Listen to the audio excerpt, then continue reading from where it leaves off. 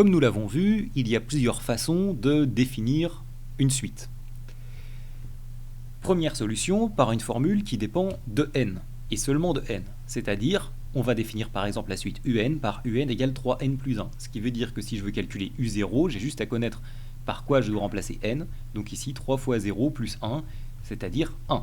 Si je veux calculer par exemple u3, ça me fait 3 fois 3 plus 1, c'est-à-dire 9 plus 1, c'est-à-dire 10. Et si je veux calculer par exemple u50, je peux faire 3 fois 50 plus 1, ce qui me fait 151.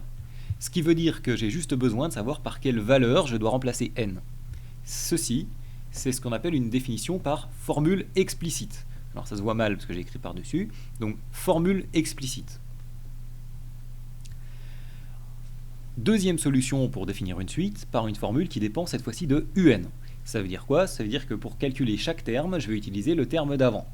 Par exemple, si je définis un par u0 égale 100, donc mon premier terme, c'est 100, et ensuite, un plus 1, c'est 1,2 fois un.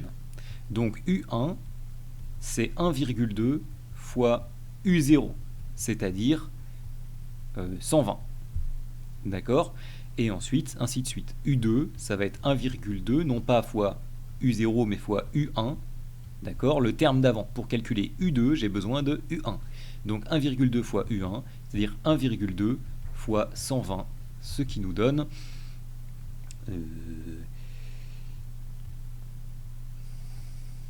144. Je crois bien. Donc, l'idée, ça va être que pour calculer le terme d'après, un plus 1, à chaque fois, je vais avoir besoin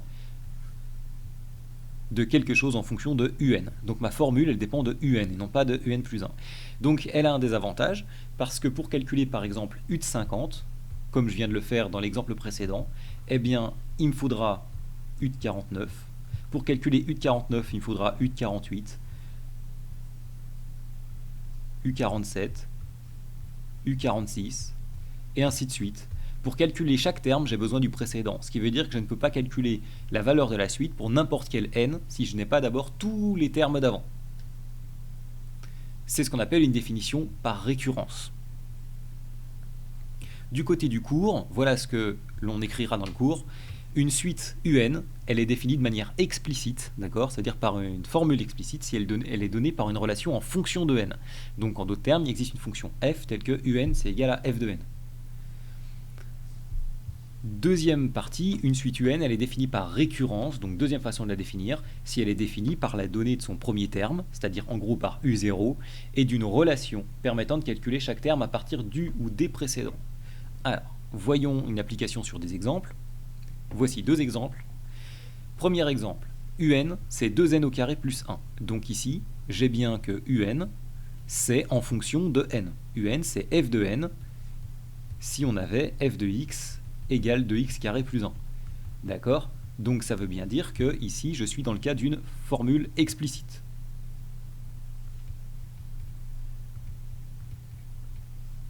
Deuxième cas, un plus 1 égale un plus 1. Alors attention, ici il y a une différence, hein. Mon plus 1 ici il est en indice, ici c'est un plus le nombre 1. Et u0 est égal à 3 pour tout n appartenant au nombre entier naturel, à grand N. Ça veut dire quoi? Ça veut dire qu'on me dit quel est le premier terme. On me dit u0 c'est égal à 3. Et ensuite, à chaque fois, pour avoir le terme d'après, il faut que je prenne le terme que j'ai et que j'ajoute 1.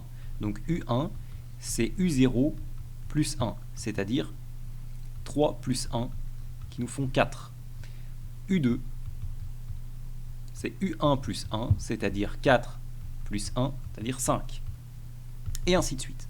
Et donc là, attention, ma formule dépend de un, et ça veut dire que je n'ai pas une formule explicite, mais une définition par récurrence.